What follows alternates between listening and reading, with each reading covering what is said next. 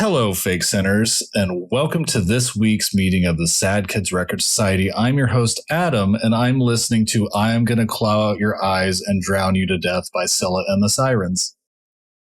And I'm your other host, Lily, and I'm listening to Float by Harbor. But we'll talk about that later. Let's drop the needle.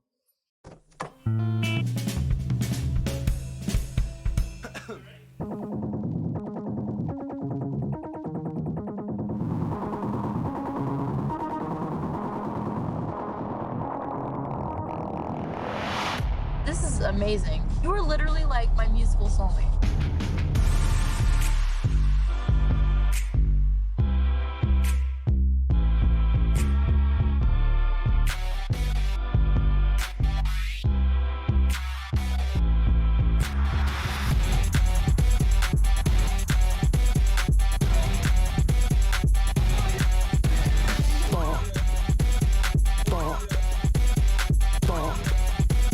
This is a bop.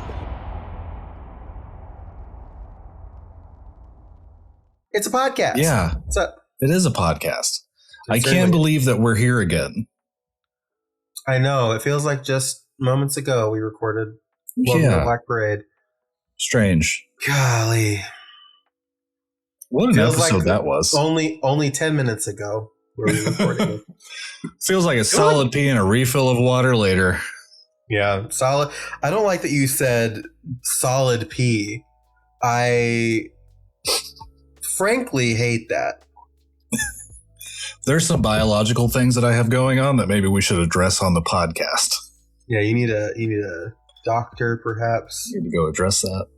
Yeah, you need to have some conversations about your health, maybe. Yeah, a urologist is what I need, I guess. Yeah, that's what they're called for sure. It's a nasty word. Not as nasty as solid piss, but that's neither here nor there. I don't know what there is to talk about because we literally just did an episode, so we talked about all the things. Yeah, no, I mean, I guess, we're going to say that we're going to talk about I Don't Love You. Yeah, that's true. By Mike And and the then- Romance. Probably get into the mailbox. Yeah, that's the thing. That we This do. song is fucking devastating. Oh, just God, right this out of the one gate, this is devastating. a brutal song. Here's something that I can talk about with the move. So I think as folks know, I lost my job in January. I was working up through, and then mid-February was when I officially did not have a job anymore that was paying me. And so the struggle then became, okay, we have to pivot our plans. We were going to move to Minneapolis. That would have been interesting, moving to Minneapolis right now, but that's neither here nor there. We were going to move to Minneapolis, and then because we realized we had zero safety net, it became that we decided to go back to Seattle. And so we were worried about like money and how we were going to afford the move and everything like that.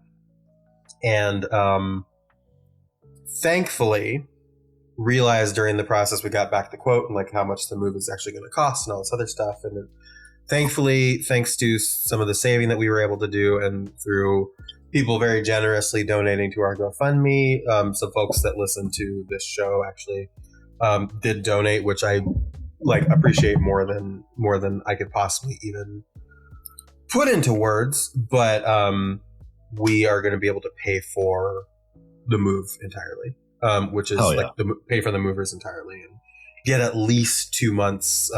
My goal is to get at least 4 months on a storage unit so that we can start saving and give us a cushion there. So that's kind of my next goal. But I feel like for the first time since I've been going through this whole thing, I feel like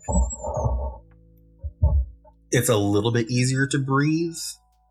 Yeah. Which I think is really helpful, especially right now, because I've just been going and going and surprised I haven't collapsed at this point, but we'll just take it one day at a time. And it was the first time where I was just like, okay, I think this got a little bit more serious than I anticipated, but that's fine. Sometimes we have to do that. That's what we do here. Yeah. I will just be completely real. Not having a job, having to move in the middle of all of that, the way that the market is, and just figuring out what I'm going to do with my, just everything. It's been really scary. It's a really scary place to live in and a place to be in. And it's one of those things where it's just like, I know what's on the path, or I know that the path exists, and I know that I have to follow the path, and I know that I have to come out the other side of the path. It's just so hard to see the end of the path. And that's all I want to do is like, right. I know I'm going through a roller coaster right now, but I just want to be able to see the end of it. And it's just been really tough. And so this was one of the first times where realizing that we were going to be able to actually like make it and not have to worry about like asking her parents for money to, pay the movers to put our stuff away, Sure. That was the first time where it's just like, okay, like now I feel like I've stepped officially onto the path, and like I may not fully be able to see the end, but I can envision it. So it's just like, right. It was a nice moment. It was a good moment today. So. For sure. I mean, days are fucking tough, man. Yeah, I cannot imagine. I mean, from the other side, that's like also now seeing it actively happen. I, for the first time in going on 11 years, have considered looking for a new job. Yeah. But then, nuts, yeah. Our area is, hey, have you been in aerospace where they do this every like 7 months, basically routinely? Yeah. For 3 or 4 months at a time, depending. It's like, I'm not really wanting to do that, but I don't know what my future looks like where I'm at now. So yeah. It's a hard fucking place to be, man. And it's just like, because that's the thing about layoffs, right? Is that I worked at a video game company. Atari, obviously. Yeah. Duh. No, I worked at EA, and they're one of the bigger ones. Perhaps the biggest, like, independent one at this point, because Activision's owned by Microsoft, like all these other people are owned by other people. And now Electronic Arts is owned by Saudi Arabia. That's so cool. But when you work in the video games industry is such a fucking terrifying place to be because the layoffs are happening so fucking quickly. And it's like a subsection of tech where layoffs also happen very quickly and a lot. But for some reason, it feels accelerated and excessive in video games. Yeah. And so it's one of those things where, and I'm sure this probably applies to you, where I lived through a bunch of layoffs. Where people got laid off and, my team was assured, well, we run lean, so we won't be a victim of that, blah, blah, blah. Right. And it happens and it happens and it happens. And then you get fucking bought out by a private equity company and it happens. And then you happen to be the one that gets it. Yep. But there is a thought that goes through your head after every time you survive a layoff, which is like, when am I going to be the one? Am I going to be the one? When am I going to be the one? And I'm only saying this to you because I guarantee you thought it. So it's not like I'm putting a thought in your head that's going to frighten you because I'm sure you thought it. But it's just like, now that you've had that experience, it's just like when you think about looking for something new, it's like, yeah, of course you've now had that thought where it's just like, could I be on a chopping block some undisclosed time in the future? And then it begins to turn the gears in your head of like looking for other things. Right. So it's tough. It's a tough place to be, but I don't know. It's a lot. Yeah. It's a lot, and I'm sorry. We're very sorry to get deep in the first 10 minutes of the episode. But well, I mean, like one of the worst parts about growing, like the worst part about growing up is people tell you that you need to get a job. Yeah, and that's a very different kind of market than it was when people were telling you and I that we need to grow up and get a job. And now they're telling it to people that are younger than us. And, I'm glad that my children are establishing a work ethic now, but I don't know what that looks like when they're actually, like adults and have to survive and they have their own house payment and have to get their own groceries and things like that. Like even yesterday, Aurora was like, well, I'll just go to McDonald's. Like, no, McDonald's doesn't even have a dollar menu anymore. Like, that's not the same experience as it was for us. Like, I could sustain off that at paying $3 for lunch, but you don't have a $3 lunch anymore. So, yeah, it's terrifying. Even Little Caesars, $5 hot and ready are just like more expensive than they used to be now, too. It's just like, everything is more expensive. Everything's more fraught with peril and danger and stuff like that. Right. And the other thing too, especially if you work in like the industries like tech and video games and stuff like I did, everybody's getting laid off. Therefore, everybody's looking for a fucking job.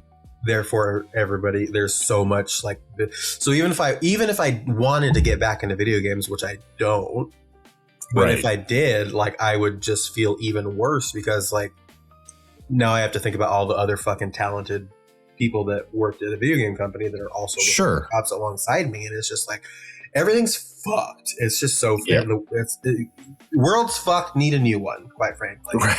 Yeah, start over. Just wrap it up. Just take us out, man. Bring another fucking event. I'm done. Minecraft this shit. Give us another server. Goddamn. Oof. That was Roblox, not Minecraft. That feels like a good time as any to move on to mail time. Mail time. Mail time.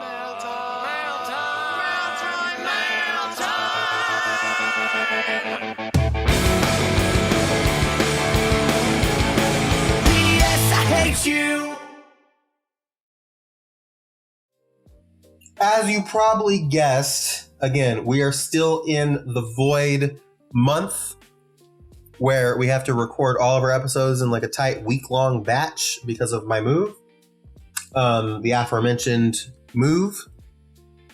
So we don't have any new emails, but what we do have is some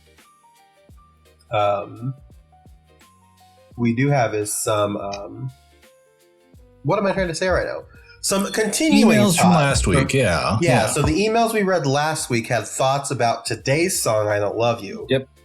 And we're going to read those right now, starting with Danny, not Annie. It's Danny, who says, I don't love you. Again, they started their first email with, sup, fuckers, and I think it's important to remember that. I don't love you, a ballad that brings tears to my eyes every time. I love the song, but it hurts my soul. I remember listening to the song during rough breakups. It has that cry in your car while driving around aimlessly vibe. It makes the eyeliner run on the faces of every emo kid. Sad, sad. That's real. Sad. Snaps. This one definitely makes you feel woo. Woo. We then move on to Kirsten the Maestro's email that we continue on with her last thought, which is I don't love you. And that just starts off with oof. First of all, music video is a masterpiece. The man leaving his paint on the woman's body, my heart. We'll talk about that later. It is another great music video. This is a song that had to grow on me. I didn't understand it at 16. I loved it because it was pretty, but I didn't understand it until much later. To me, it's a song of knowing too much, and now you can't love the person the same way as you used to. And as a person who recently had her world turn apart, I wish I knew less. The song was an incredible comfort to me this year. Yeah. And finally, from the child, Lotus. They say G-E-E''S, G's vocals, but I'm going to editorialize.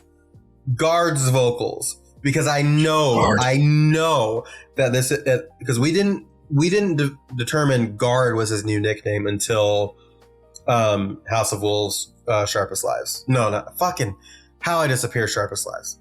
Did that H thing again. Yep. And that episode has not come out as we are recording this. So I know this child would put Guard instead of G if they had heard that episode. Yes. So I will editorialize, say Guard's vocals go crazy on this one. Also, one time someone broke up with me by sending me this song You are an infant. What do you mean someone broke up with you? Yeah. By the way, don't do that. I don't know. I think it would actually be pretty effective. It would work, I think, but you'd have way bigger problems, I think, after that than anything else. Yeah. The beleaguered boy child, for instance, did not do that.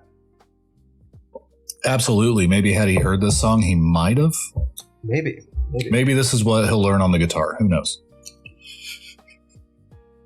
Sorry. God. Lotus continues in all caps. I can actually pick out the bass part on this one.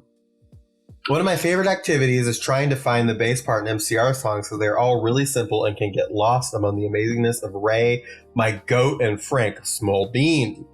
Also, all caps, Mikey Way fucking sucks at bass, LMA. Jesus. I love to bully that man for so many reasons, but like all the bass lines are so easy. Like, okay, I mean, he's not like Sid Vicious levels of bad. At least he can actually play. But like, bro, get better. He did play bass on one of my favorite Water Park songs, though. Do y'all fuck with Water Park's BTW Mikey Way hate moment over? That's crazy. They use this beautiful emotional song they use to talk about how much Mikey Way sucks at bass. That's incredible. Right. Incredible, iconic. Honestly, iconic email. I know, Lotus, that you really like Water Parks, and I keep meaning to, but I have never listened to them, and I will eventually. Listen, you make me a playlist of your favorite Water Park songs, and I will listen to all of them on my road trip coming up. How about that? That's my. There you go. I can't. And I will have to fucking tell you that in a different message because you will not hear this in time for the road trip. I'm remembering, so I'll just tell you, and you will have done it. And whatever. Time is fun. Fucking goddamn me. That's it. That's all we have for letters. Those are the last little bits from what we had. Thank you all. We love you. We love you for being a part of this. Yeah, for sure.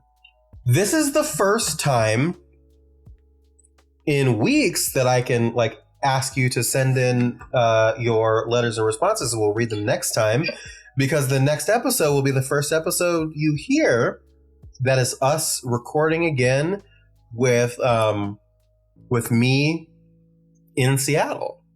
Yeah. That's very exciting. So I'll tell you, you can email us at thediscopod@gmail.com, message us on Instagram at Sad Kids Record Society, or you can leave a comment on whatever YouTube podcast app. Yeah. So please do that. And another thing you can do to help us out that costs nothing is to leave a review. Wherever you listen to podcasts, if it lets you leave a review, please leave a review, because it helps us out a lot, and it gives us a better chance of being seen by the masses. We actually do have a review that I missed 2 months ago. Marissa S. gave us a 5-star review. And Marissa S. said, just started listening now in 2026. I became a Panic at the Disco fan in 2024, so sadly I was not able to experience any current Panic, anything except When We Were Young 2025. And as a person born after Pretty Odd, I have no idea any of the social media from 2005. I still love the podcast. 11 out of 10 with a smiley face. So yeah, more children. More children. Because they specify pretty after Pretty Odd and not Vices Ampersand Virtues. That is true. So if we do some transitive properties, a young adult maybe. Yeah, a young adult, because March 2008 was when Pretty Odd came out. So that was 18 years ago. Yeah. March 2011 was when Vices Ampersand Virtues came out. So you have a gap between young adult and grown teenager. Yeah.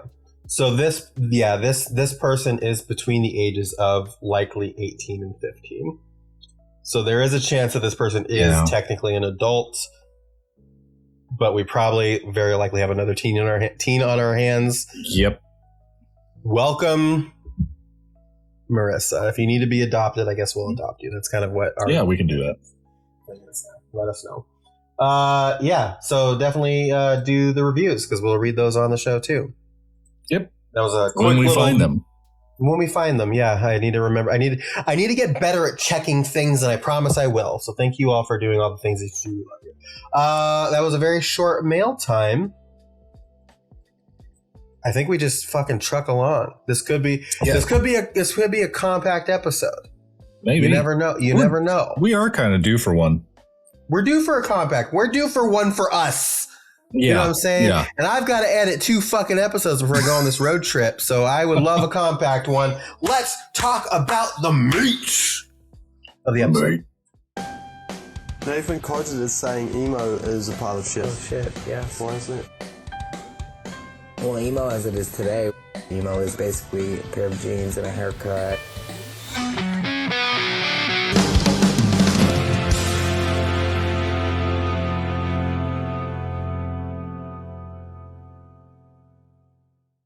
Hey, Adam. Hi. I always do this. I Don't Love You. Did you know I Don't Love You, the song? I did.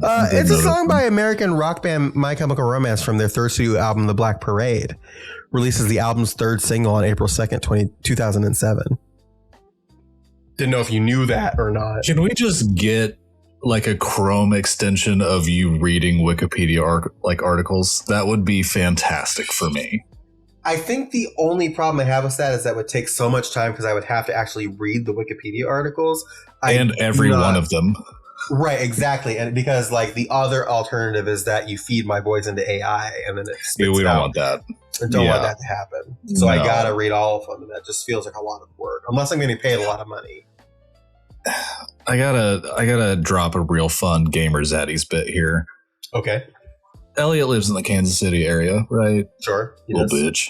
Little bitch. And of course, being near the metropolitan that he is, they wanted to have a data center there. Yeah. For AI. Of course. And his lovely wife, great woman, wanted to write a letter about why they shouldn't have an AI data center there. So to do so, referred to ChatGPT to not have the data center there.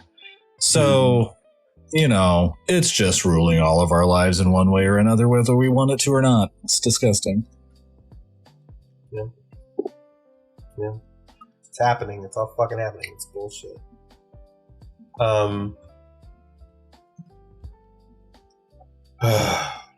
Sorry, I need to set the text real quick.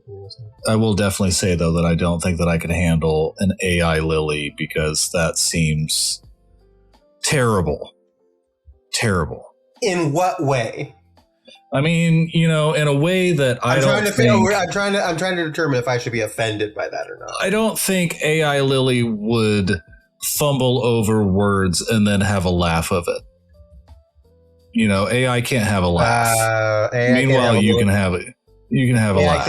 AI can't have a little key. No, can't do a little key on an AI. So it's a very human thing. That's lost immediately. Yeah, I'll take that. I will allow it. The human spark. Right. The syndrome of being human. Yes. The condition. The song's lyrics, it's an emo power ballad. So again, Gerard Way hates emo, but we're calling it an emo power ballad. Yeah. Focusing on the patient, the main protagonist, as he breaks up with his lover.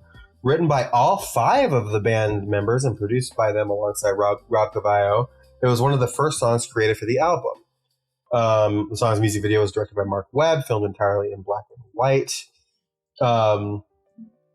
Let's see here. Let's read some more. I guess I forgot Mark Webb was like a music video guy before The Amazing Spider-Man. Yeah. Also, can we talk about how funny it is that that a man named Mark Webb directed a Spider-Man movie? Yeah, right.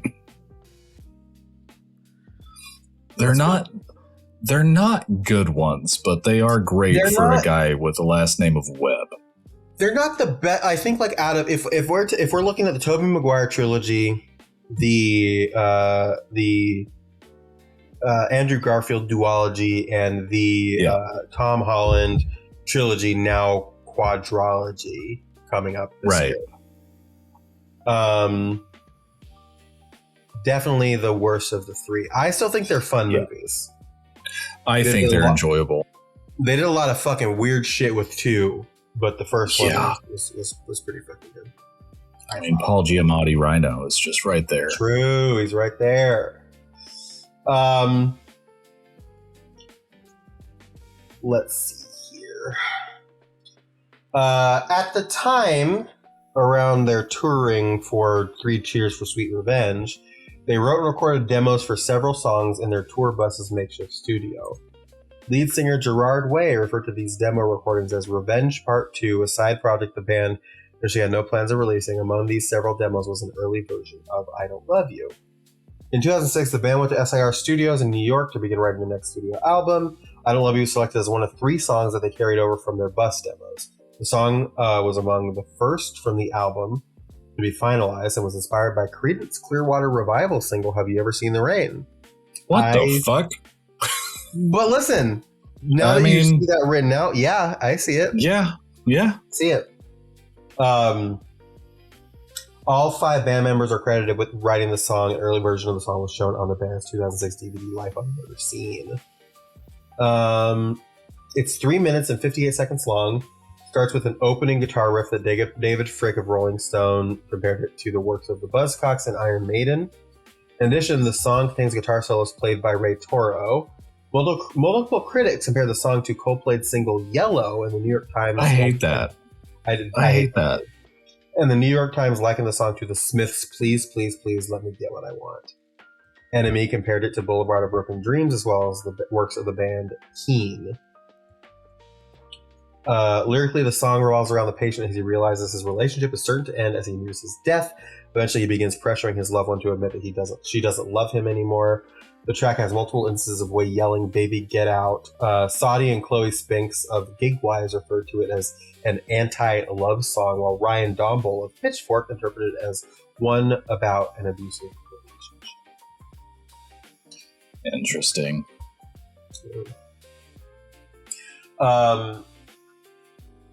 Ryan Domble, we'll go back to, we're going down the critical reception now, and we'll kind of probably repeat some stuff here, but Ryan Domble of Pitchfork called it I Don't Love You the band's first proper power ballad, containing everything they believed a ballad should have and evoking the style of older ballads such as Yellow. I still don't like that. No. Ariana Backley of Entertainment Weekly called it a breakup anthem for the ages with the added emotional weight of the patient's impending death in the song. She also wrote that the song was a departure from My Chemical Romance's usual sound, using it as an opportunity to prove their versatility. Chloe Spinks of Gigwise called it a powerful ballad that wasn't soppy or malleable. Marianne Eloise of Louder described it as one of the more simple songs from the Black Parade and a sob-inducing examination of true heartbreak, both within and outside of the context of the Black Parade story. Margaret Farrell of Stereo Gum and Taylor Weatherby of Billboard both highlighted Wade's vocal performance, the former calling it bitter and resentful. In the retrospective rankings of My Chemical Romance discography, Farrell ranked it as the band's 7th best song, while Eloise and Billboard ranked it 8th. Writing for Pop Matters, Andy Belt ranked it as the band's 13th best song, and Spinks ranked it 19th. Cassie Witt and Jake Richardson of Loudwire ranked it 56th. Jesus. Weatherby called it one of the band's most underrated singles. I'd at least agree with the last statement. I don't understand all of the comparisons to Yellow. I don't either. Maybe I need to give me one second. Maybe I need to give Yellow a brief little tickle in there. I see Have You Ever Seen the Rain way more than I see Yellow. Hold on. God damn it. Let me just give it. Let me just let let Yellow kind of twinkle in the ears here a little bit as soon as I break past this ad because I'm logged into the Sad Kids Records Society. Like, I guess Yellow has guitar, which is great, but if that's the only through line for this comparison, I hear it. The guitar, I hear it. Unfortunately, I do hear it. The guitar, it's very right. Like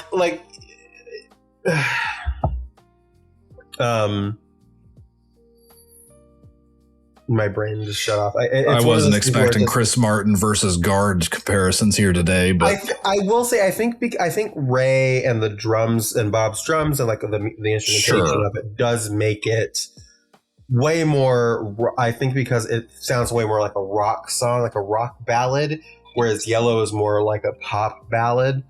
But I think I do hear in the guitars, I do hear like a very similar line. So I'm gonna give the critics the win on that one. That does I do hear that. Yeah, interesting. Okay. On the charts, not quite as long as last week's, but it did chart in several places. The aria for Australia peaked at 64. Czech Republic's Airplay CNS EP peaked at 37. Billboard's Hot 100 singles in Europe peaked at 35. The Germany's GFK peaked at 89. Ireland's Irma peaked at 27. Scotland singles OCC. Can't say it on this one because it's Scotland. Scotland peaked at 3. The UK singles OCC. You know me. Peaked at 13, and the UK Airplay Music Week peaked at 15. 2007, that was. In 2025, Malaysia again. So they're just bumping Black Parade. Loving it. No shit. Guess. In 2025, the Malaysia EP, it peaked at 5, and the Malaysia International Room.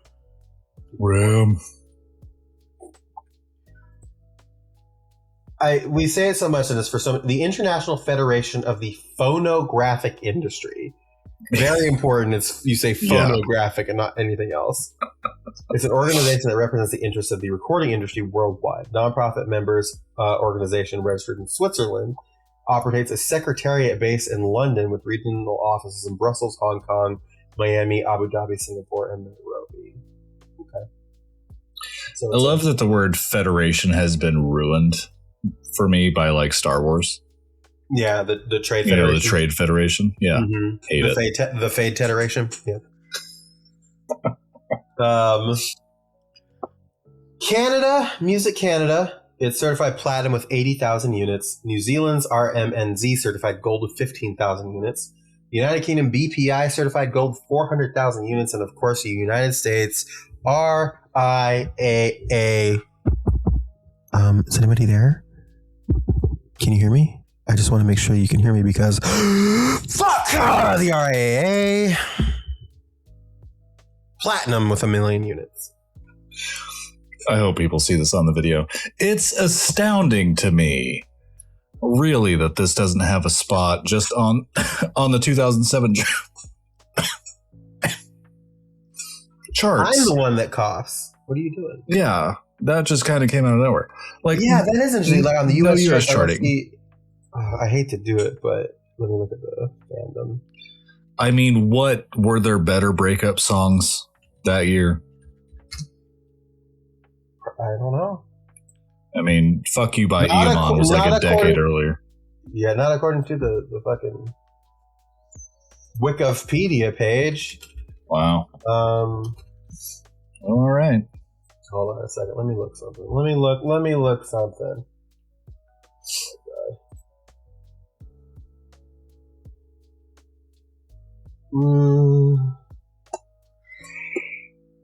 I'm unfortunately reading the fandom page.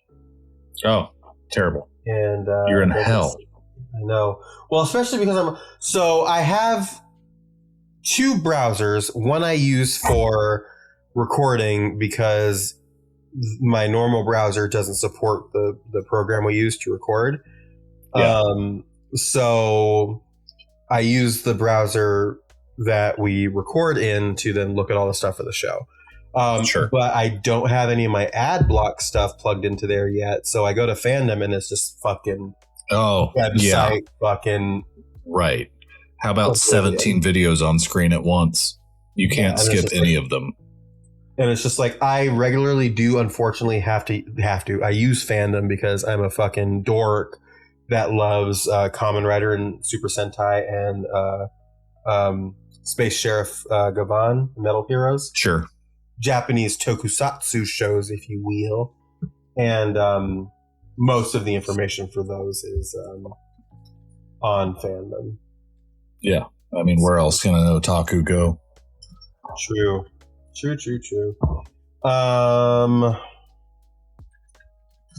Anyway, so that's all the charts. I'm trying to also come up with like more creative RAA, fuck the RAA bits. So that's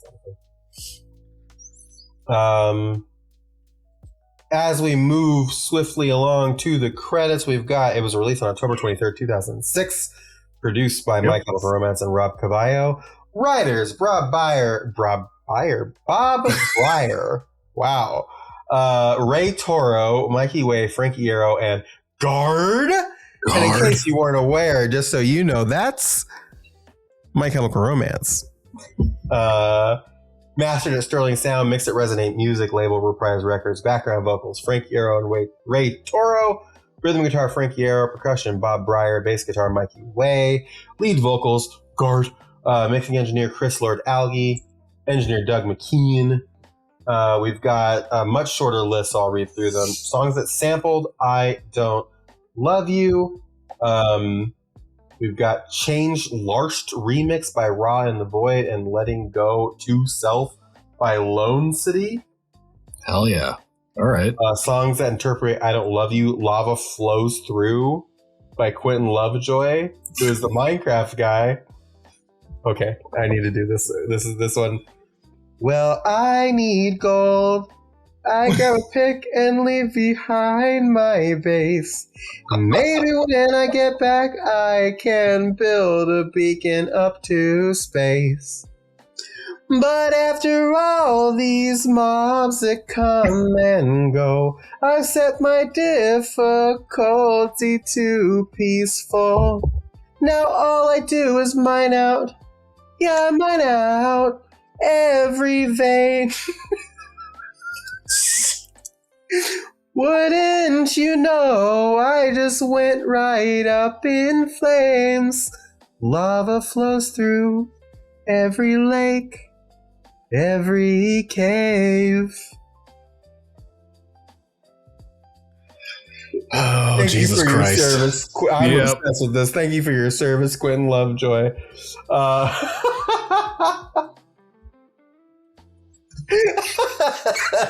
So fucked. It's so fucking good. We've also got I Don't Love You covers by Emmy Jones featuring Train Nobles, featured by Outline and Color, by Honey Gentry, by Arm's Length, and then the rock sound cover by Moose Blood for that cover. Moose Blood. My Chemical Romance. We've got Spanish translation. We've got a Portuguese translation. We've got a French translation. What do we got for genres? Them their tags be rock, alternative, concept album, power ballad, parentheses, rock. USA, in English, glam rock, ballad, emo, alternative rock. The way that you said that reminded me of my favorite pronouns joke. Can I tell it to you? Yeah, absolutely. Why do a lot of non-binary people decide to be prospectors? Fuck. Why? Because there's gold in them there hills. God damn it. God damn it. The only genre on Wikipedia is emo. Some comments here. My inner emo senses are tingling. Cried many times to the song. Yeah, beautiful song. It trickles goosebumps back my spine. The emotion, fuck, it's beautiful. I'll read that again because I didn't make a single mistake. But just for the benefit of the crowd and the people watching at home, it trickles goosebumps back my spine. The emotion, fuck, it's beautiful.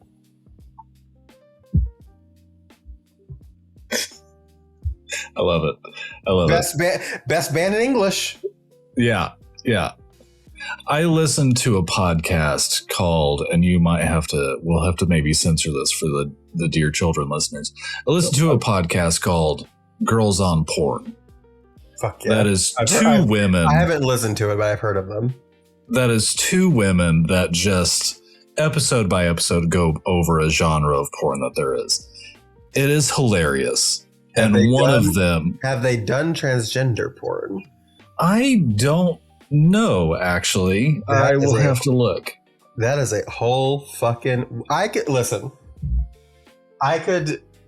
spend an entire podcast. I should get in touch with them because Exactly. I could write a fucking dissertation on how fucked up the world of transgender porn and the intersection of transgender porn and conservative interests are. Yep. You know. They do a section on the podcast that's called the Search Showdown. So they basically search for the genre and they list the most random titles of the videos that they can find. Mm-hmm. So it trickles goosebumps back my spine. The emotion, fuck, it's beautiful, is essentially like the level of what they would find of random titles on these porn websites like Pornhub and all that. And it is sometimes the most hilarious shit. Yeah, I bet. Fucking, we think some of these comments are unhinged. Some of the comments on fucking porn website videos are just some of the most unhinged weird shit you've ever seen in your fucking life. But yeah, that's neither here nor there. I do want to read this last one here. Who else used this song for an emo breakup? Lotus's ex, apparently. Lotus's ex, yeah. I mean, I did, and he cried. I kept my blank face as the song played. It's hard not to cry when listening to this song, official video or not. It's still sad. That's like criminal behavior. That is to have them listen to this and stay straight faced. That's another level to what happened to Lotus, where like they got the song sent to them and that was the way they broke up. This person listened to the song with their ex-boyfriend while they were sitting in the same room, and while he cried, this was them. Yeah. And it's so hard not to cry. It's hard not to cry when listening to this song.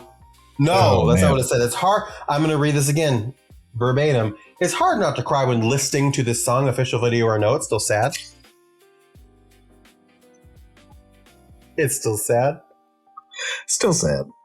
Probably to this day, still sad. It trickles goosebumps back my spine. The emotion, fuck, it's beautiful.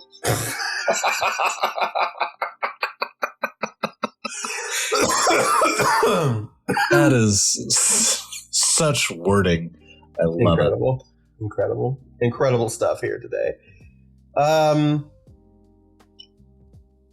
Yeah, I mean, here we are. Yeah. So we'll start Truly here. To the meat. Truly to the meat. We'll start here with verse 1, and there is an actual note with a quote from Gerard before we even get into the lyrics. I don't love you. This is Guard saying, I don't love you was a commentary on the band and how some people feel about us. We wanted to say, you may hate us, but we're still here. We wanted to say, here we are and we're better. Here we are and we're more daring and defiant than ever.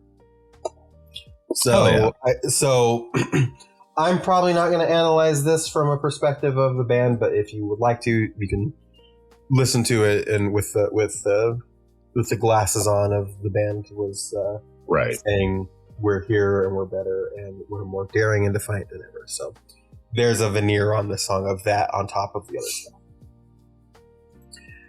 Verse 1 starts, well, when you go, don't ever think I'll make you try to stay. And maybe when you get back, I'll be off to find another way. which is just like kind of a heartbreaking way to start the song.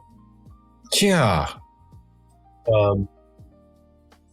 But yeah, it's just like it's already starting off from a place of defiance, of heartache, of like, it very much seems like this person trying to, again, like the idea is that like now the patient here is about to like knows he's going to die. And so maybe he's trying to push her away and like give her, fight with her and like convince her to like be the one that does it. Right. Yeah. And so this feels like that defiant, like, I don't need you moment, right? Where he's just like fucking, just being fucking asshole. Yeah, kind of as if we hadn't covered this aspect of the character before, the patient. But this is much worse. This is no longer saying, no, I won't talk about me. I won't let you fix me. I won't let you save me. This is just go. Like, I have said I'm done. It's done. We're done. Go. Like, it's such a sad opening to a damn song. It's a really sad opening. And then on top of it all, it's like it's then layered with like this instrumentation where they're just, and again, it is a ballad, right? So the guitars aren't like super heavy. You're not getting like, and there's some fucking ripping solos in this song, by the way. There's like, it does get like, you do get the My Chemical Romance of it all, but it's just like, it doesn't start out that way. And again, as we start this album, so you are leading into this album from 3 Cheers for Sweet Revenge, right? And then you get The End, and then you get Dead, and then you get How I Despair and Sharpest Lives, and you get the fucking Welcome to the Black Parade. And then you're just like, what the fuck could be next? And then this fucking gentle, like, and it's just like, it's simple, but it's powerful. And it's just like, this is not what I expected out of not only just My Chemical Romance, but the fuck I just heard at the beginning of the first 5 songs of this album. It's very different. So it's like this whole thing, right? And then you get these lyrics. So you've got this like undercut of like this like very ballady, almost off brand of what you expected, and you're getting lyrics with it too. It's like, damn, okay. Like, it pisses me off now that we've heard the words, or like the word yellow in Coldplay, where it's like, now as I listen back to it, it's like, yeah, I get that. And it is that shift that you've talked about, but it is still some of the most raw emotional stuff that we have heard, but in a very different sound. I don't know. This song makes me uncomfortable in different ways than other songs on this album have made me uncomfortable so far. Yeah, that's fair. But also, I don't want it to be understated too, is that like when you're hearing there, it's not like when you hear Yellow, I'm thinking more about the instrumentation of it, because we're not getting Chris Martin singing here. This is still fucking Guard, right? Yeah. I'll be off to find another way. So he's still like flourishing like Gerard, right? Oh, yeah. Like this is Gerard way. This is My Chemical Romance. And if you had any doubt about that, just fucking listen to this man sing, right? Yeah, but like you said, like there's the guitars, you've got the drum, like it's all there to play into that. But oh my God, if you were to just have the gray side, like the other side of that same coin, this is what you have. And it is ultimately so much more heartbreaking. Yeah. Well, then like immediately after this first verse, we get into the pre-chorus, which is Gerard is singing his fucking Gerardiest wayest, right? And the guitars pick, like the music picks up, and after all, and you get that heavy, and it does remind you that this is a rock band, right? So you do eventually get the heavy, and after all this time that you still owe, and again you get the heavy, and this is where you're like, oh, this is absolutely My Chemical Romance we're listening to right now. And after all this time that you still owe, you're still a good for nothing, I don't know. So take your gloves and get out. Better get out. I love that. I love that flourish. Right? Yeah. while you can. Holy shit, man. No shit. Like at this point, this doesn't even sound like relationship saving. This sounds like life saving for you to get out. Like, get the fuck out. And I also almost wonder too, like, who is saying this? Is it the patient, or is he like goaded his lover or his person into finally needling him enough to be this? Maybe. Yeah. It could be either way, because it could just be him just like fucking like being extra bullshit, like calling somebody a good for nothing. Like, the reason why I asked that question is that you're still a good for nothing. I don't know. Right. And I'd be curious here, because in Genius, and I can't like run to my closet and get Black Parade to look at the fucking liner notes right now. Sure. The way that Genius has it listed is, you're still a good for nothing, comma, I don't know. Which then indicates to me that there is like some... We do it a lot. I do it a lot on this podcast, but like when you're in the middle of a thought and you say something and you end it with like, oh, I don't know. Like, you know, it's kind of like, I don't know, like this thing. And it feels like maybe it was him saying this thing where he said it and then he stops himself because maybe he realized that was too far. Right. So yeah, like you imagine that he's just going to be like, you're still good for nothing. Like, or like if it's the other side, that you're still good for nothing. Like kind of things like that. But like, yeah, that comma is fucking doing work. Yeah. And I think the reason why I've fully changed my position to firmly be that it's him still singing, because like the way that better get out while you can, right? Yeah. Get out while I'm not a burden on you yet. Right. You know, because it's kind of, maybe this is like the beginning of like his sickness where he realized he was going to die and all this other stuff. He's like, I'm going to become a problem. It's just like, I have to like snip my tethers and just better get out while you can, because I'm going to be a fucking problem. I identify as a problem. You know what I mean? Like, even though like it already seemed like he definitely identified. Can't stop coughing. He already identified as a problem. Yeah. But now this is more of like, it doesn't feel like giving permission, but it's more of like doing a service on behalf of him at this point. Like, you need to go. Meanwhile, a couple songs ago, it was like, you don't want to know what the fuck I have done. So the patient's a very interesting character. Extremely interesting character. Yeah. I mean, because like the other fun of this album is you can, like we said in the beginning of the album, like you can listen to this and have no fucking idea that this is about anybody or it's an album about somebody. So to get here, it's like, oh no, this is a great song, strong ballad, does what it needs to do. But now to look at it in the context of the patient, this guy fucking sucks.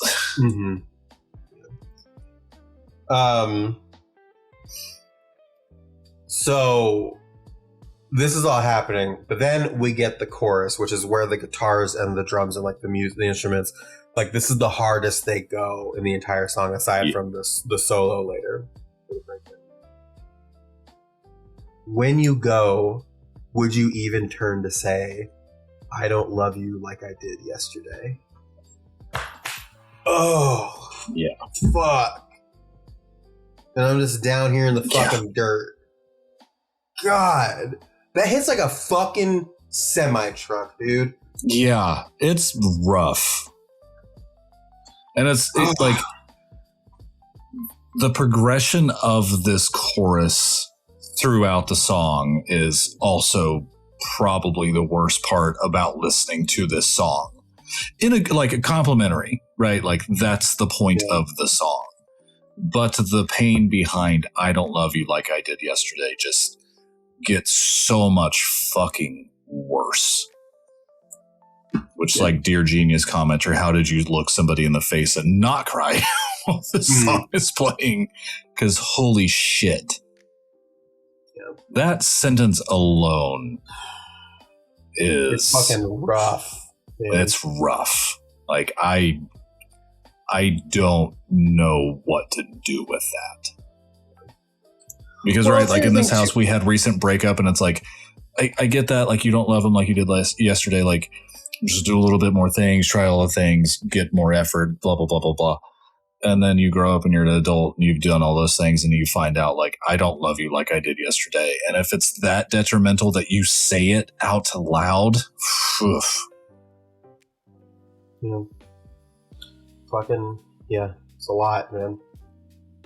And again, too, it also, like, ties back into that where he's just trying his fucking best to convince, and it's just like, because he's putting those words into her mouth, right? Because it's not her saying it, it's him saying it. And it's him asking, would you even, like, give me the satisfaction of making me feel like I've succeeded in pushing you away? Like, would you even bother to do that? Like, it's just he's trying so hard to, like, make her into this villain that has left him behind because he wants to just be able to let everything go and not have to worry about the world because he just wants to, that's the way he's going to deal with it. But she's just, like, not giving him that because she doesn't feel that way necessarily. Right. This whole thing. Well, it's like the same level of manipulation that we saw where he's trying to push the burden off on somebody else. Mm-hmm. If he doesn't say it, it's fine. He can get away with it. Yeah. If somebody else says it, then hey, it's out there. It was them that said it. It wasn't me. It's not my fault. Yep. Shit.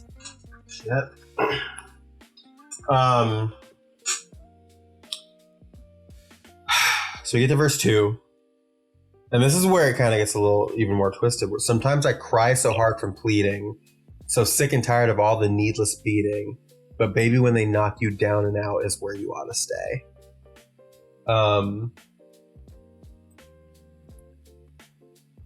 There's a lot there. That's a lot, right? Yeah. It's kind of like brutal. It's like the way that he also staccatos down and out. Yeah. Knock you down and out. It's almost like he's like running past the microphone. Yeah. They knock you down and out. Like it's just kind of like zooming Adderall style. You know what I mean? Fast as fuck, boy.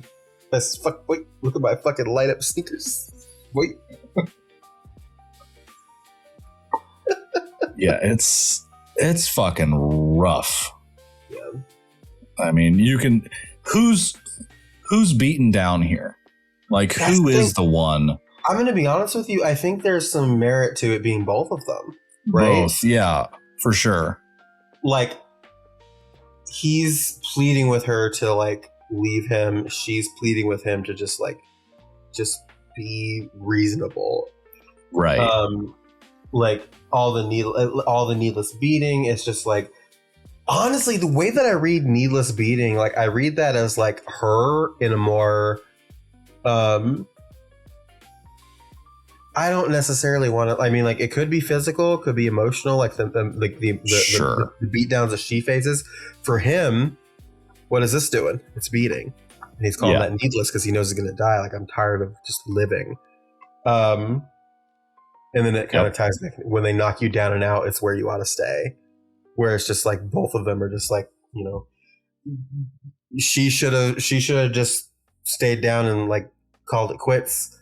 You know, right. He's done dealing with this disease and he should just stay down and dead and just give up. Right? Yeah. So I think there's like some fucking dancing shit happening. For sure. Yeah. Yeah. For both of them. I fuck with that. And it's that one. That's pretty interesting. That's like a pretty twisted line that could apply to both of them. Yeah, because it's them like talking to themselves. I think. Right.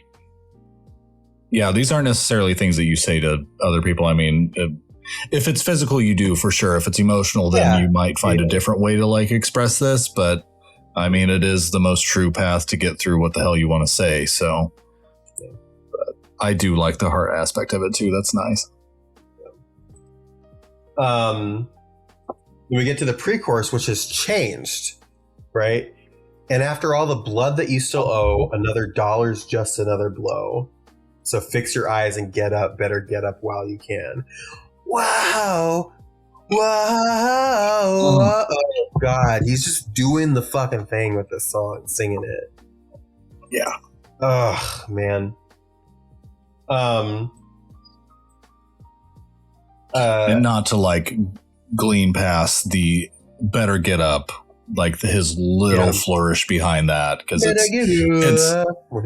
it's haunting in a way that makes this all feel a little bit more haunting, really, because it's like you don't necessarily speak like that to people, but when you want them to maybe understand the point that you're trying to make, you throw a little bit behind it, and it's just like, again, get out, like go. And it just ties to, it's like, well, again, so fix your eyes and get up as well, where it's just like, stop fucking crying, right? Get up and keep moving. Because again, it's one of those things where it's just like, all the blood that you still owe is very like, you're fucking in it, you know. Yeah. You still need to put so much more into this before you can even possibly think of giving up. Another dollar's just another blow. And again, like if I'm thinking about like cancer treatment. Yeah. Right. You know, like this is costing so much, and you know, you're spending physical money, you're spending emotional currency on dealing with this, and it's just another fucking beating. But you have to just fucking get up, and if you can't give up, you got to get up and move on while you can. You know what I mean? Better get up while you can. Better fix it while you can. Better do all this. Right. Like while you have the time left, just fucking fix it and go. Yeah. God damn, this song's rough. It's a rough fucking song. Parentheses complimentary. Yeah. So you get the chorus again, and then the post-chorus is him. Well, come on, and then you get Ray's fucking shred. Yes.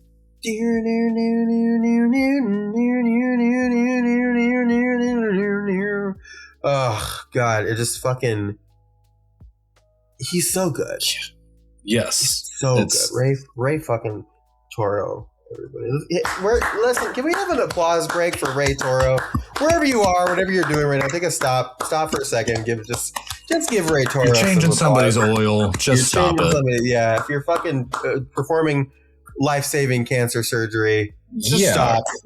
I was on brand. Just stop doing that and give Ray Toro a bit of applause. This would also probably be the worst album to listen to while doing that. And then the inspiration of the podcast that follows it, terrible. You should find another line of work. Awful. Bad. The return to the bridge is incredibly heartbreaking. When you go, would you have the guts to say, I don't love you? No. Like, I need to stop you.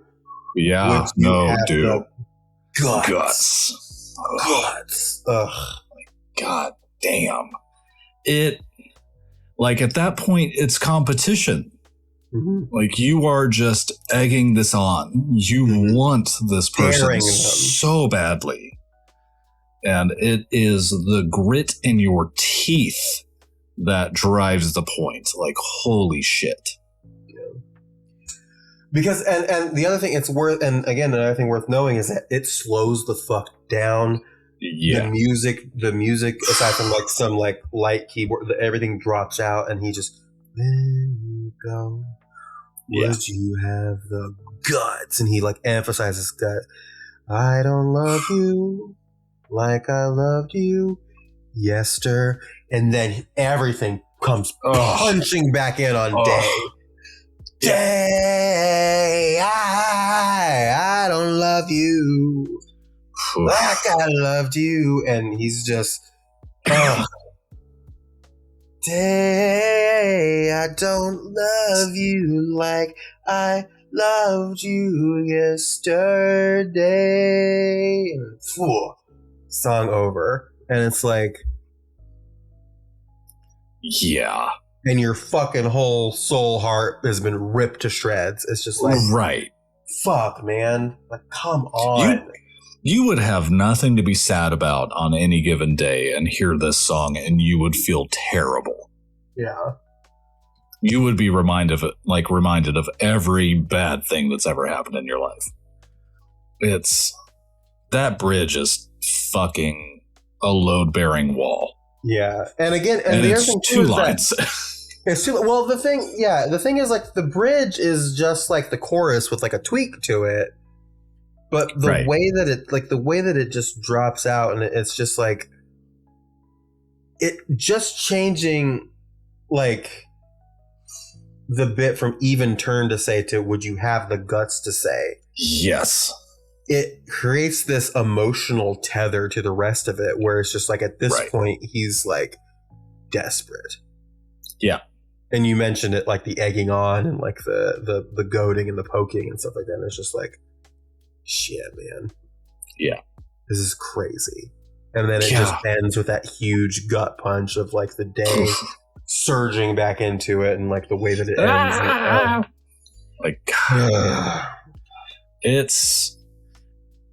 It really twists the song in a way that if you hadn't already anticipated it, then here's your sign. Like here it is painted in red, all capital letters. Like this character was just manipulating the entire time, still waiting for the words that he wanted to hear come out.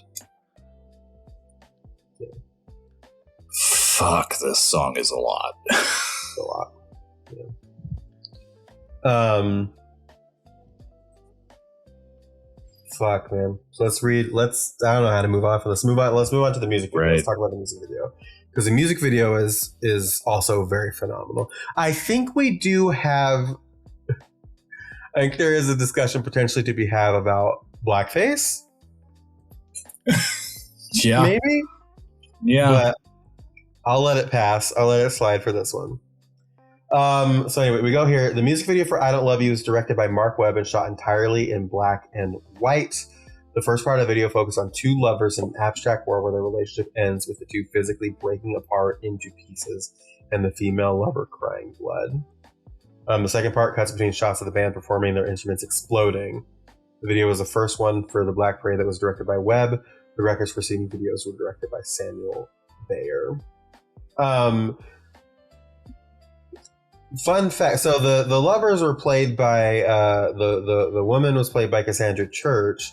The man was played by Colton Haynes, who, if you don't know who Colton Haynes is, the place that I knew him from, where I've seen Colton Haynes and did not realize this was the same person, was Arrow. Okay. You watched the CW Arrow show. He was Roy. The Red Nice. Arsenal. He played Arsenal. He's Roy. Damn. Also, queer in the queer community. He's gay. And we love that for him. And Teen Wolf. Lovely. He was in Teen Wolf the movie. He was in the Industry Baby video. That's right. Because we Lil Nas X and Jack Harlow, the song Industry Baby. Oh, yeah. We were at this place called Mikey Ways now. This pizza place called Mikey's Late Night Slice that just opened up in Dayton at the beginning of the year. And we were there with some friends and they play music videos and music, and that song was on. I was watching the video and it's a very, very homoerotic music video because of Lil Nas X, X, of course, but he plays these. He had a security in that video, and I was wondering, oh, I know who that is. My brain was not connecting it. So Colton Haynes, that's who that is. Also, Cassandra Church, I don't know her from anything. It says she's camera and electrical department, so I think she might be more of a background person. that got pulled in for this music video. But she's been in a couple of things, like bit parts, I think. But biggest eyes you've ever seen in your life, man. No shit. Even like, it's very clear that some of those shots, a lot of those shots were edited to make them look bigger. But like, even without that, it's very clear that she has huge fucking eyes. Yeah. Yeah. But yeah, it's Colton painted like black, wearing black clothes. Cassandra painted white, wearing white clothes, and they're just like having these like really like emotional kind of tender moments like together in like the park and some other places. Interspersed with the band playing and Gerard singing and Gerard making some of the weirdest fucking facial expressions. Oh yeah. He's like twitching and like making like weird faces. There is a period where like there's like a slow motion shot of the entire band like performing, and it flips into slow motion as they're like doing this thing, and he like flips the microphone and he's just like like watch this video and try and remove the emotion from it and just watch Gerard's face throughout it, and it becomes like, hey, I found it. Mute the song and like just watch him, and it becomes a comedy and not a tragedy. Yeah. But yeah, there's a lot of like really incredible shots of like the instruments exploding. Frank at one point like chucks a guitar and it's kind of like spinning in slow motion while he's holding his hands out like this, and it shatters like glass in front of him, and everything like kind of fades out.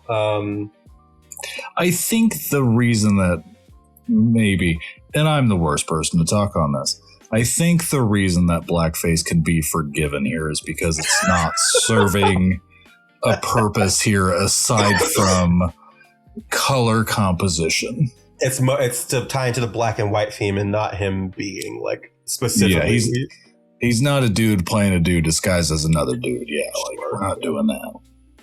I'll buy that for $1. I'll let it slide, white man. Yeah, thank you. Yeah. But yeah, there is one point where like there's a shot of them standing on a hill together, and they both crumble into dust, like of the color that they are, and like to the ground. Like it's really striking. And there's another scene of her just like, again, stark white the entire thing. There's like also a couple of shots of like the band like falling as well, like the members of the band individually falling from somewhere. But again, there's a shot of her like looking up and just like getting complete coated in like this black paint. I would assume it kind of looks like fucking covered in blood in a lot of ways. And it's really fucking striking to see. Like, again, she's just been, it's this black, it's filmed in black and white. The color composition for most of the video has been primarily white, right? And he's this big contrast against the backdrop, and it flips when the band is playing. Like that, those scenes where the band is playing, it's like more dark room. So it's like a grayscale. Yeah, so the scenes where it's her and him, it's more white with like him being the contrast, and then back to the band, and it's more black with like a little bit of white for contrast in there. And just to see this person who has just been completely white, pure white as snow, get covered in this black like blood, or essentially, or whatever it is like incredibly striking. It really is. But yeah, it's just a really it's a really, really good video. Very again striking. Like, you say it enough and it loses all meaning, but like it's kind of the best word to describe it, if I'm being honest.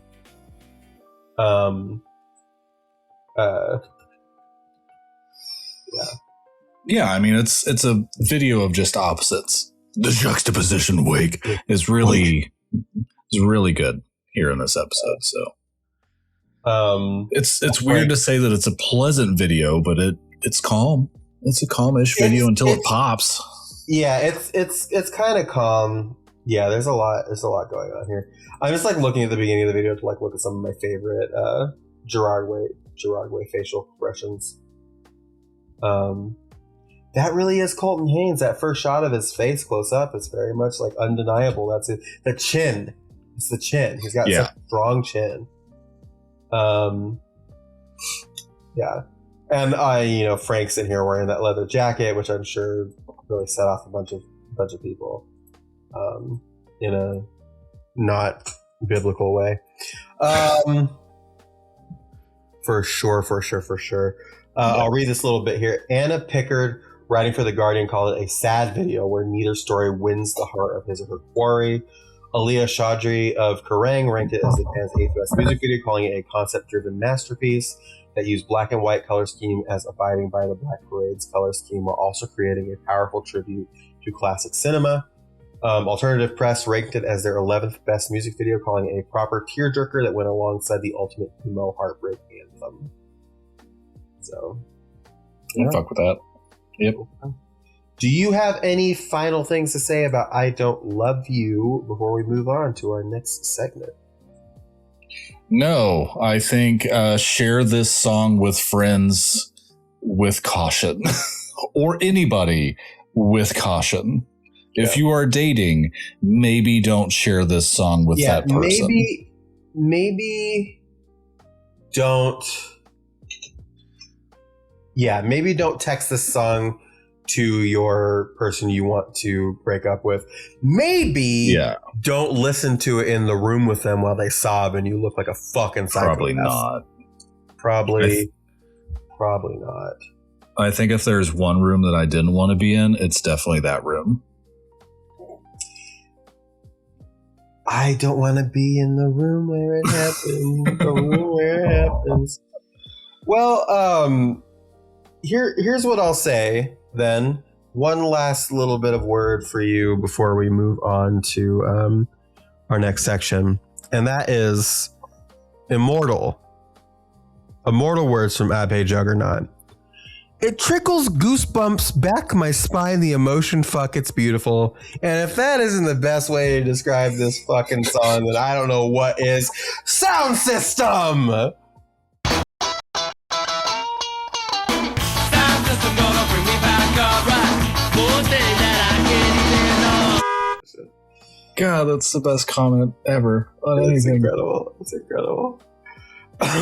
So before we descend into whatever fucking chaos you have prepared for me, I'd like to talk about my Soundsystem song, which is the song Float by Harbor, which in direct contrast of the theme of this episode is kind of a romantic song.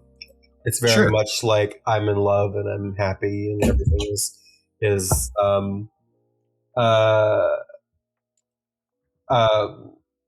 like there's lines in here. Like I'll just read this little part because I like reading the lyrics of my songs because to really emphasize like what they're about.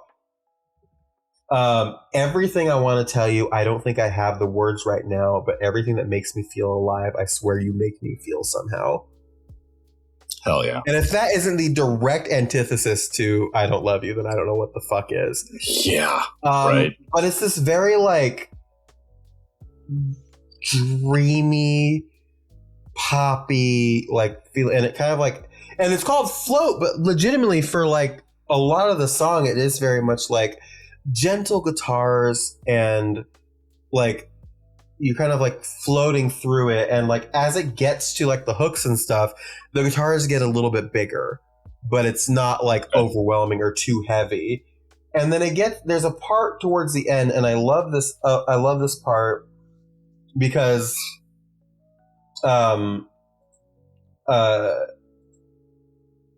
it builds into this thing where it's like the chorus is happening and everything like that. There's this part towards the end. It says, feels good. It's a heavy copacetic. God knows that I'm never going to let it slip because baby, I'm not blind. A love like this is hard to find. And it's just this like, I'm feeling sappy too because we're still recording it when we talked about my fucking anniversary or my wedding anniversary. Right. So I'm feeling really like sappy lovey-dovey. But that's when there's like this part where it like drops out and he's just like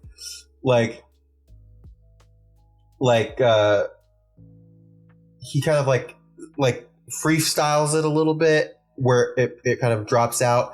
And then you get like the guitar is like feels good, and it finally like him like singing louder. And again, it's not like rock, it's not like heavy, but it's like it's heavy for the song. And I don't know. It's just a really beautiful song, and I've really liked it a lot. The album it's from this album called Thoughts on Letting Go, and great album. But Float is one of my favorite songs on there. I'll also recommend Radiate. That's another really great song from that album. Also, the intro track it's called To Find Yourself, and it's really short. It's 58 seconds long. In the world that we operate in, like, I would say we wouldn't rank it because it's so short. Right. But it's just this, he sings it with this like almost like vocoder on his voice and this like digital distortion. And it's just got the lyrics are born not to decay, tried and dried, refrain, enclosed within a slender cage with dreams to soon escape. And it's just this like really like poetic, flowery, like set stage. And then you get Radiate comes in. And it's just this like plucky, like it's just like, oh, I don't know what's going on, but it's really good, really good album. But Float is officially my song. So if you would like a counter for the depression that I don't love, probably need one. Listen to Float by Harbor, please. So please check that out. Hell yeah. What do you got? This fuck ass song. Well, what's going on here? Yeah, no, I think I pulled a fast one on you and the listeners. Yeah, explain that. So I've been playing a lot. I am going to claw out your eyes and drown you to death. Okay. By Scylla and the Sirens. Okay. Oh, it's from Hades. It's from Hades 2. Hades 2. So it did come out last year, so I'm still good. Yeah. I have really quick yeah. video game hour. I haven't played it yet. I have it, but I haven't played it yet. I liked Hades. Do you like Hades 2? I like Hades 2 a lot more than I like Hades 1 for some reason. Hades 2 nuts fit in your mouth all right, or? These two nuts do fit in the mouth. Yeah. Sorry. I had to do it. Yeah, you had to. You know, it's built in the same structure, right? Like you go down level by level. So the second level is you're basically fighting your way into the underworld, and you find yourself in what is essentially sewers. Mm-hmm. And the final boss is Scylla and the Sirens, and they are a band, and they play music. And during the boss fight, it is this song or a couple others that play over it. Mm-hmm. And it just gave like that Alan Wake 2 Old Gods of Asgard kind of thing. Okay. Where it's like you're really going for a thing here with like Heralds of Darkness kind of song making. The song itself is good. Like it's funny. It is a great, like, hey, this was made by somebody who lives underwater and was trying to sink Odysseus's ship, like kind of shit. But it's a great rock song. Like, it is a solid rock song. I think the voice that she has is really good. The instrumentation is great. And all the while, like, you're just fighting her as a boss while she's actively performing this song. Insofar as she lives in a clamshell, and when the clamshell closes, the song dampens because the singer has closed her shell. But yeah, like I've heard this song so many times because I have done so many fucking runs of Hades 2 that I would have never done in Hades 1. And it's a nice break to the monotony of just original soundtrack music. Like this is actually, you know, all the other songs don't have vocals. All the other songs aren't made like this. I think it's a solid song. It's pretty funny that it just comes from a video game, but like to be what it's trying to do as a solid boss fight song where like your enemy is singing a song that's called I Am Gonna Claw Out Your Eyes and Drown You to Death is pretty fucking solid. It's honestly kind of metal in a lot of ways. I'm listening to it right now and I'll take it. The voice, like it kind of reminds me a little bit, and maybe my memory is playing up on me and I'm not actually remembering like what they sounded like a lot. It reminds me of the Hex Girls from Scooby-Doo. Yeah. A little bit in a lot of ways. Which would, if we had recorded this podcast at that time, would have been a very similar fast one. Also, we would be fucking rich for inventing podcasts. Well, yeah, that's no shit. So, another universe, I suppose. Thank you for listening to Sad Kids Record Society for this week. Yeah. We next time we listen, I'm not gonna, as you're listening to this, I'm not gonna promise that there's going to be an episode next week. We may need to like take a break week. Sure. But so I don't really know yet. But because obviously we're recording this a long time before then. The Void Month, as we've been calling it. But we will see. So if you'll get if you don't get told in an emergency broadcast, then we'll see it. Expect an episode, but we will do an emergency broadcast if we need to. Again, the next episode also is going to be the first time we're reading brand new comments for basically a month. So send them in. We talked about them in the mailbag, but I'll say email at thediscopod@gmail.com, Sad Kids Breakfast Society on Instagram, your various platforms where you can leave comments, and please review the podcast. Adam, do you have anything you'd like to say? This is the last time we're going to talk like this. No, I know. Yeah. In many weeks. So if you have any kind things to say to me, let me know. Also, I do. Just really quick, I just do want to say, because we do seem to be recording, we do seem to record on days that mean a lot to me. So as we're recording this, it is also Lesbian Visibility Day. There you go. So much like Trans Day of Visibility, I do need to know what you got me for the day today. I guess I'll have to order you like a pizza. I'm not going to give you 7 brew. That's like a risk. Adam, if you legitimately would like to order me pizza tonight, I would happily accept that. So you just let me know. We'll talk off mic. That would be enough. Right. That would be enough. That would also make up for Trans Day of Visibility, where all you got me was you. So, it's weird too, thinking of the timing, because when we come back to record, I will likely have a kid that graduated. Yeah, and that sounds when's terrifying. Graduation? The 17th of May 17th. Yeah. So we'll be back like after that, and I'll be a different person, I'm sure. I'm sure. You want people to comment and mail in.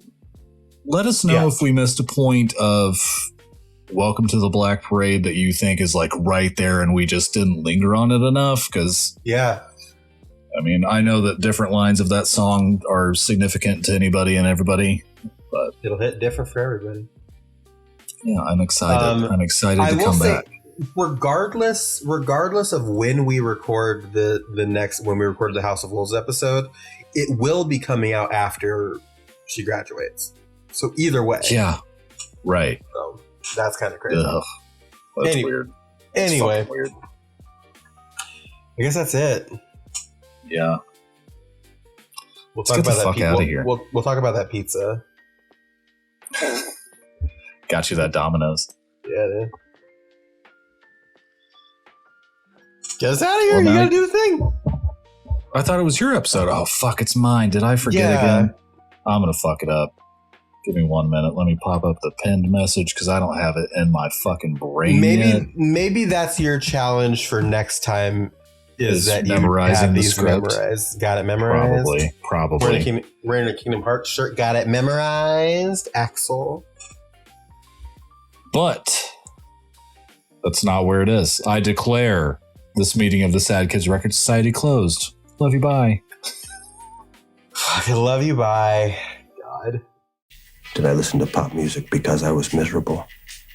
Or was I miserable because I listened to pop music?